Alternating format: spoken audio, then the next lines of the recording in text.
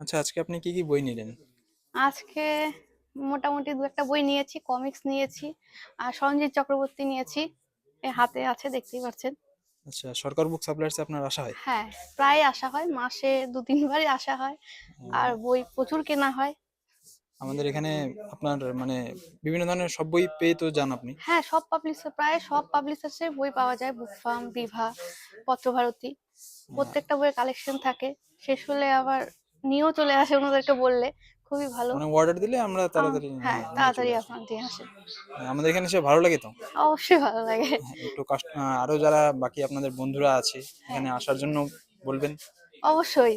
হুম, আমারটা শুনে অনেকেই আসে। আর তাছাড়াও এখন এটা খুব জনপ্রিয় হয়ে গেছে, সরকার বুক সাপ্লাই।